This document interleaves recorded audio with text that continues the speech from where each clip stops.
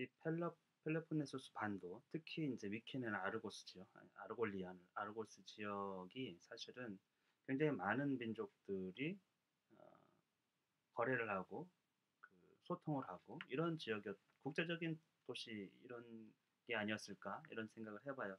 그리고 그들이 신화에서도 그런 흔적들이 많이 보이거든요.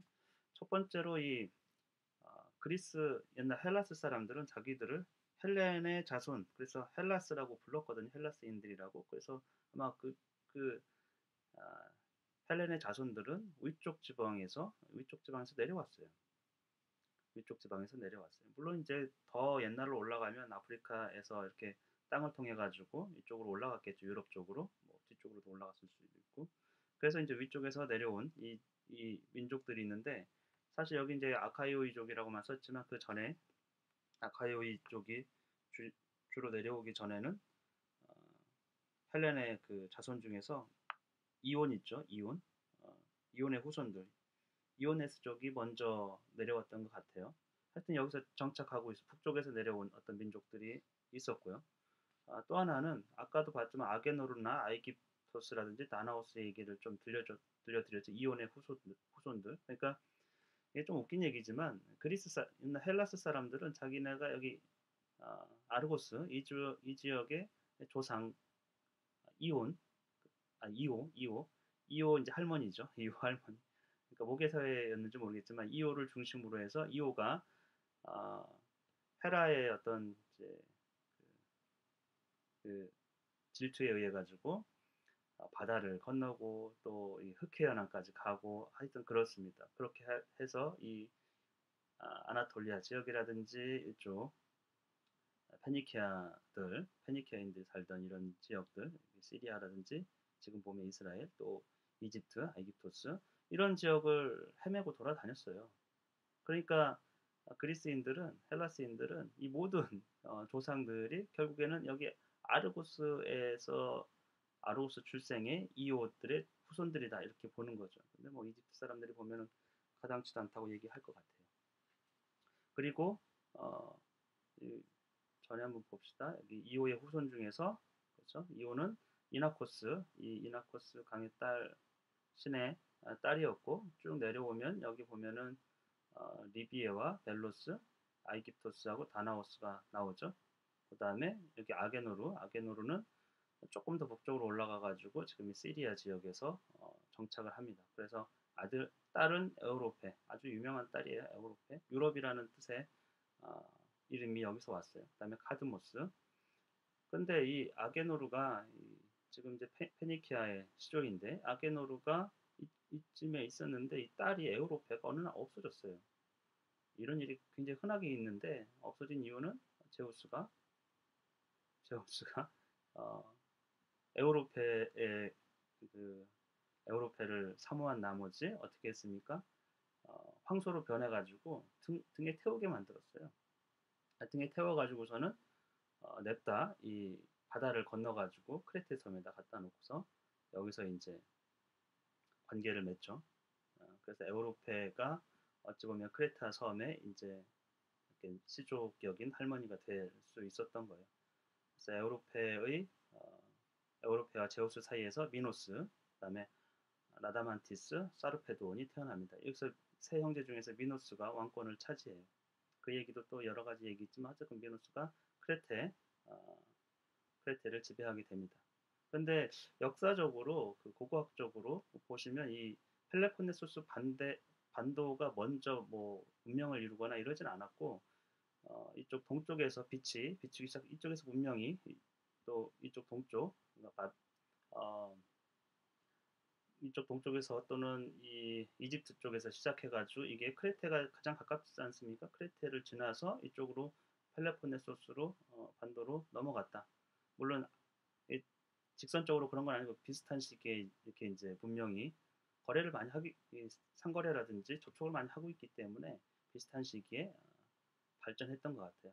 역사적으로 보면 크레테는 이 아카이오이족의 비케네 문명에 의해서 멸망을 합니다. 그러니까 문명을 이렇게 전해줬다가 나중에서는 이쪽이 훨씬 더 부강해진 거예요. 보시면은 이게 아게노르의 딸 에우로페가 제우스에 해가지고 납치됐죠. 그래가지고 어, 이 크레테 섬에 있는데 아게너르는 딸이 어디 있는지 모르니까 이 아들들에게 에우로페를 찾아오라 하겠어요. 그중에서 여기 보면은 네, 카드모스, 포이닉스 이런 아들들이 있는데 카드모스가 아버지의 명령에 따라 가지고 대략적으로 찾아갔는데 크레테에 있는 줄은 모르고 이 본토로 갔습니다. 이게 펠로폰네소스 반도를 지나가지고 여기 테베 카드모스가 이제 테베를 건설한 시조가 되는데 이쪽 어, 펠로폰네소스 반도는 아니고 그 본토 그리스 그 아테네 좀 아테네보다 조금 더 위쪽에 지도가 있나요? 여기죠 테바이 여기에서 나라를 세우게 돼요. 아폴론의 도움으로. 그러니까 우리가 이 사실에서 알 수 있는 거는 이쪽 지역 아게노르 이 페니키아인들이 그리스를 진출했다라고 보시면 되겠죠. 그리고 카드모스는 어, 그리스 사람들에게 문자를 전해줘요. 페니키아어를. 그래서 그리스 문자가 유래된 것은 아게노르의 아들 카드모스가 이쪽으로 건너오면서 그러니까 누이를 찾아가지고 건너오다가 크레테가 아니고 엉뚱한 데로 가서 거기서 나라를 세우고 문자를 전해줍니다. 그리고 이 비슷한 시기에 다나오스하고 아이깁토스는 쌍둥이 형제인데 어, 왕, 이 아이깁토스가 점점점 강성해지고 다나오스는 그에 비해서 점점 이렇게 왜소해지니까 생명 위협을 느꼈는지 어쩐지 어쨌건 생존에 약간 문제가 있는지 그래서 배를 타고 이쪽으로 건너갑니다. 주로 이제 크레테 섬을 지나가지고 펠로폰네소스 반도로 가게 되는데, 그러니까 이오 조상 할머니인 이오의 고향으로 가는 거죠. 아르고스로 가는 거예요. 그래서 아르고스에서 이 보면 아르고스에서도 어쨌건 이나코스 후손들이 아니에요. 그렇죠? 이나코스 후손이 쭉 내려와가지고 여기도 자손 중에 아르고스란 말인데 이쪽 자손들이 원래 다스리고 있었을 텐데 이 다나오스가 자기 할머니 이후 원래 할머니 고향이다라면서 왕권을 쟁취하게 됩니다. 그런 얘기가 또 따로 있습니다만 어쨌건 근데 다나오스는 딸 50명을 데리고 또 많은 신하를 데리고 갔을 거예요 분명히 리비아 지역의 왕이었기 때문에. 근데 아이깁토스가 아들이 50이었었는데 친족 가까운 옛날 이 고대에서는 가까운 친족 간에 먼저 혼인을 성사시키는 왕족은 왕족끼리 결혼하는 거예요. 아주 이너서클처럼. 그래서 따라와 가지고서는 다나오스 딸들에게 혼인 요청을 합니다. 근데 멀리까지 와가지고 할머니 고향이 아르고스까지 와가지고 따라왔는데 이거 거부할 수가 없으니까 받아줘요. 결혼식을 해줬는데 결국에는 생명의 위협을 느껴서 그 아들들을 다 죽이라고 얘기했어요. 딸들에게 명해가지고. 근데 맏딸만 자기 신랑을 죽이지 않았죠. 첫날 밤에 다 죽였어요. 근데 맏딸 맏딸만 자기 남편을 살려주게 된 거죠. 히페름네스트라라고. 그리고 아이깁토스 왕의 그 아들 유일하게 살아난 아들 그 린케우스가 사실 혼자 살아남았잖아요. 그러니까 복수를 하게 돼요. 자기 부인은 차마 못 죽였으니까 히페름네스트라는 살려주고 이 나나우스 자기 작은 아버지가 되겠죠. 다나우스도 죽이고 그 딸들을 모두 49명이죠. 딸들을 모두 죽였어요. 그리고 왕권을 차지합니다. 아르고스 왕이 된 거죠. 그리고 이후에서는 이제 다나우스의 후손들, 어쩌면 다나우스의 후손들이기도 하고 또 아이깁토스의 후손이기도 한 그들이 아르고스를 다스리게 된다라는 것입니다. 그러니까 우리가 이 사실에서 보면은 그리고 나중에서는 또 탄탈로스는 그 후에 이 탄탈로스는 아들이 이제 펠롭스였는데 탄탈로스는 사실 신들을 속여가지고 자기 아들을 어, 요리로 만들었어요. 죽여가지고 그래서 신들이 이제 신들을 테스트를 한 거죠. 그래서 형벌을 받고 또 펠롭스는 신들이 구해줘요. 목숨을 다시 재생시켜주는 거죠. 그래서 펠롭스는 여러 사정에 의해서 그런 것 같은데 이 자기 지역인 리디아 이 지역을 떠나가지고 이쪽 그리스 펠라스 이쪽 펠로폰네소스 반도 쪽으로 오게 됩니다. 펠로폰네소스 반도라는 이름은 이 펠롭스에서 온 거예요. 따왔어요. 그러니까 굉장히 강한 세력이었다고 우리가 생각하면 돼요.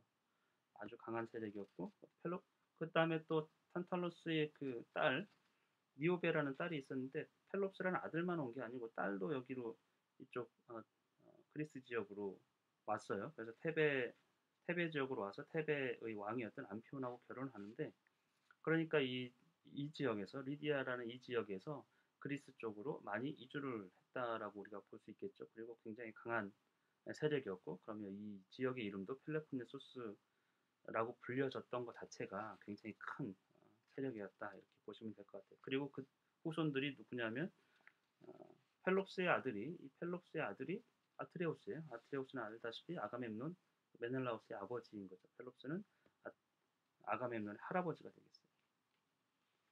그러니까 이 지역에 강한 그러니까 여기는 부가 계속 창출되는 아주 국제적인 지역이었다. 아르고스라는 지역은 그렇게 보시면 될 것 같습니다. 그래서 어, 이 지도 한 장이지만 이 세력이 미케네 문명 그 청동기 문명 당시에 아주 여러 문물들을 굉장히 잘 흡수하고 그리고 자기 거화 시키고 이랬던 것들을 알 수가 있어요. 문자도 받아들이고 그렇죠? 많은 문물들을 거래 중심지가 되는 그러니까 아주 개방적인 국제 도시다 이렇게 생각해 주면 될 것 같고 그들이 이제 나중에서는 강성해져요. 그래서 이 크레테도 점령을 하고 뿐만 아니고 이 에게에 있는 많은 섬들을 점령하고 나중에서는 조금 해서 트로이 전쟁에까지 이르는 그러니까 강하지 않으면 전쟁은요 강한 사람이 일으켜요. 약한 사람은 전쟁을 원치 않죠. 지키려고 하고 전쟁을 쳐들어가는 쪽은 공격하는 쪽은 강한 쪽이고 특히 옛날에 청동기 시대 이럴 때는 어, 노예 그렇죠. 그러니까 이 노예가 그 전에는 별로 없었는데 노예가 있다라는 거는 시킬 일이 많다라는 얘기예요. 농경 사회, 목축 사회. 그러니까 짐승 돌보고 또 농사 짓고 또 어업을 하고 그러니까 또 이 세공 또그 각종 이제 금이라든지 또 구리라든지 이런 것들을 캐야 되잖아요. 그러니까 굉장히 노동 집약적인 또 옷을 만들어 입고 그러니까 노동 집약적인 어떤 생산 시스템이 생겼어요. 청동기 시대에. 그러면서 일할 사람들이 필요하고 그럼 이제 노예들을 막 갖다가 이제 노예를 그 얻기 위해서 전쟁을 하고 또 자원도 마찬가지고 주로는 뭐 자원이 엄청 많지는 않을 거예요. 그렇죠? 대체로는 이제 노예를 통해 가지고 그리스 문명이 그래도 그나마 나중에 어, 민주주의를 이룰 수 있었던 것, 또 로마가 굉장히 융성했을 수 있었던 거는 그 노예들의 생산력이에요, 사실은. 노예들이 많은 일을 하거든요. 그러니까 팽팽 노는 사람들이 많고 그 사람들이 철학을 하고 문학을 하고 다른 걸 할 수 있었던 거죠. 아무튼 이 그림을 잘 이해할 수 있으면 고대 그리스 사회 또그 지중해 연안의 어떤 역학관계 또 나중에 헤로도토스의 역사라든지 이런 거 읽을 때 도움이 조금 될지 많이 될지 하여튼 약간은 되실 거라고 생각하고 기대하고 있습니다.